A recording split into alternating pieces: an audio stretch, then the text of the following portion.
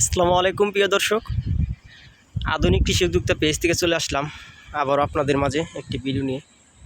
তো আজকে আমার লাউয়ের প্রজেক্টে চলে আসলাম, কারণ এখন কিন্তু আমার প্রজেক্টে খুব বেশি কাজ নাই। তো সে কারণেই খুব একটা আশা হয় না,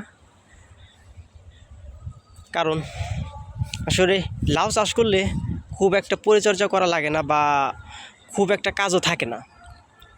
মাঝে মাঝে এসে সার, ভিটামিন, কীটনাশক, তারপরে একটু গাছের হালকা পরিচর্যা করলে এটুকু চলে যায়। তো আসলে আমার প্রজেক্টে আসছি আজকে একটু আপনাদের সাথে যে একটা ভিডিও শেয়ার করি, সে কারণে আমার প্রজেক্টে আসা। তো আসলে আমি লাউ চাষ এর আগেও করেছিলাম আমাদের বাড়ির সামনের ক্ষেতে, কিন্তু এই দেখেন লাউটা কিভাবে আছে, এটা আমি নিচে নামাই দিব।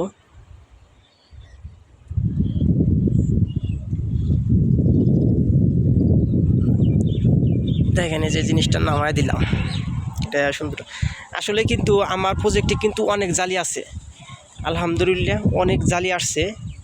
সবগুলাই কিন্তু খুব একটা জালি নষ্ট হয় না, কিছু কিছু জালি আছে নষ্ট হয়েছে। কিন্তু আসলে সমস্যা একটাই, যে এরকম আমার প্রজেক্টে আমি কখনো দেখি নাই যে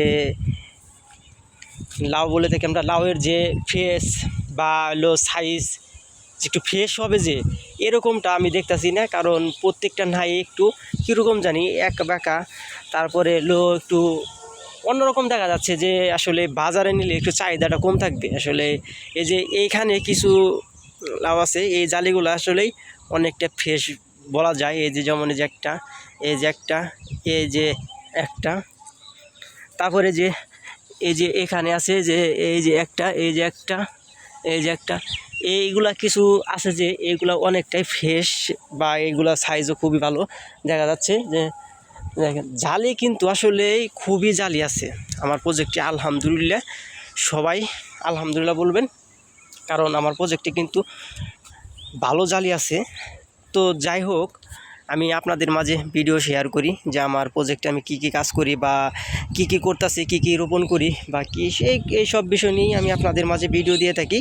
আপনারা সবাই অনেকেই আমার ভিডিও দেখেন, তো দয়া করে আমার পেজে ফলো বা লাইক, কমেন্ট করে শেয়ার করে সবাইকে দেখার সুযোগ করে দিবেন। আর আমার ভিডিও ভালো লাগলে অবশ্যই একটা কমেন্ট করে যাবেন। তো আমি আপনাদের দোয়ায় বা খুশিতে আরও আমার প্রজেক্ট থেকে নতুন নতুন ভিডিও দেওয়ার চেষ্টা করব। তো আসলে আমার প্রজেক্টে যে এইখানে দেখেন, এইখানে কিন্তু অনেকটি প্রায় জালি আছে, এই যে দেখতেই পাচ্ছেন অনেকটি জালি আছে।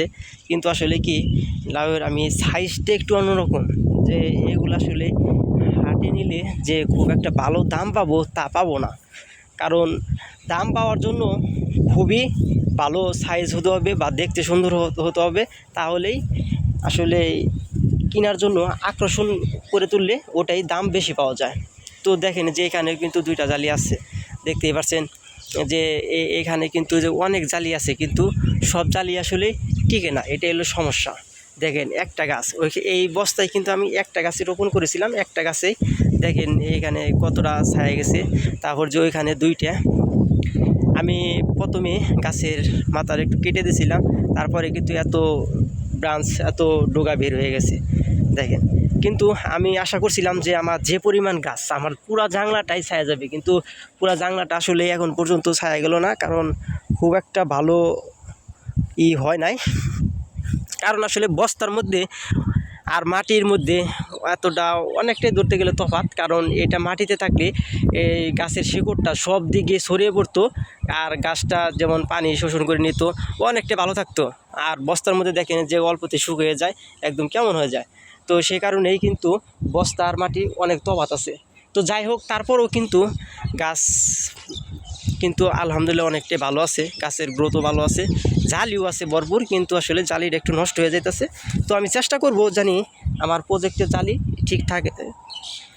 ঠিক রাখতে পারি, তারপরে আমার প্রজেক্ট থেকে কিছু টাকা ইনকাম করতে পারি বা প্রফিট আনতে পারি। কিন্তু আসলে খুব একটা যে খরচ হয়েছে তেমন না। আমি আমার প্রজেক্টে কত টাকা খরচ হয়েছে বা কী কী করলাম এসব নিয়ে একটা আপনাদের মাঝে একটা ভিডিও দেবো।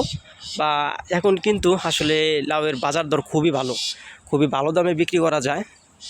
কিন্তু ভালো সাইজের লাউ হলে খুবই ভালো হয়। তো যাই হোক, আজকে আমার প্রজেক্ট থেকে এই পর্যন্তই থাক। আশা করি আপনারা ভিডিও দেখবেন, আপনাদের ভালো লাগবে। আসসালামু আলাইকুম, ধন্যবাদ সবাইকে।